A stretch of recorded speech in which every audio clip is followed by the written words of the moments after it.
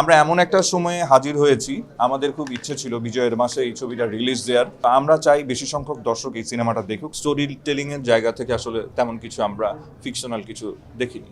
ব্যাকড্রপে 24-এর কথা বললেও এখানে আমাদের রাজনৈতিক যে বিবর্তন হিস্ট্রি, সেটা নিয়েই আসলে আলোচনা আছে। 24-এ যে এত বড় একটা অভ্যুত্থান ঘটে গেল, বিপ্লব ঘটে গেল, যেটা নিয়ে আসলে কোনো ফিকশনাল কোনো স্টোরি টেলিং আসলে আমাদের খুব একটা হয়নি। অনেক ডকুমেন্টারি হয়েছে, কিন্তু কোনো একটা সিনেমা যেটা বছরের পর বছর ধরে, বছরের পর বছর পরের প্রজন্মের পর প্রজন্ম স্মরণে রাখবে।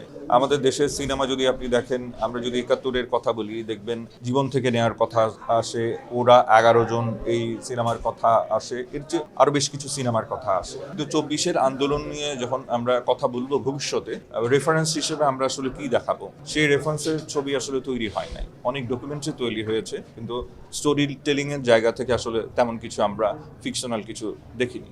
তো সেই জায়গা থেকে এটা আমাদের প্রয়াস ছিল, এখানে রাজনৈতিক আলাপ জরুরি এই নাম দিয়ে হাজির হওয়া, কারণ রাজনৈতিক আলাপটা জরুরি। এইটাতে আমরা ব্যাকড্রপে 24-এর কথা বললেও এখানে আমাদের রাজনৈতিক যে বিবর্তন হিস্ট্রি, সেটা নিয়েই আসলে আলোচনা আছে, অনেক আলোচনা আছে।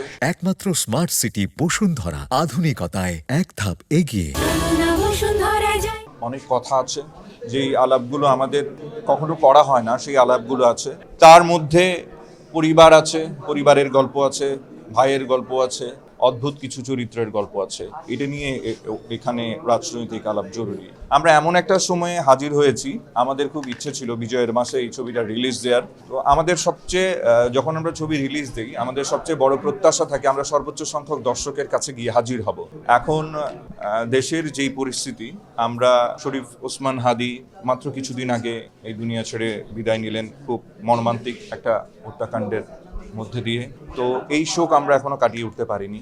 তার উপর দেশে বেশ কিছু ইনসিডেন্ট ঘটেছে, যেটাতে আমাদের টিমের মনে হয়েছে দর্শকরা এই সময়ে যদি আমরা দর্শকের সামনে এই ছবি নিয়ে হাজির হই, অথবা বেশিরভাগ সংখ্যক দর্শক তাদের ইচ্ছে থাকা সত্ত্বেও হলে এসে সিনেমা দেখার ওই ইচ্ছেটুকুন হয়তোবা থাকবে না। তো আমরা চাই বেশি সংখ্যক দর্শক এই সিনেমাটা দেখুক। সেই জন্য আমরা 2 সপ্তাহ পিছিয়ে 16ই জানুয়ারি এই ডেটটা ছবি রিলিজের জন্য ঘোষণা করছি।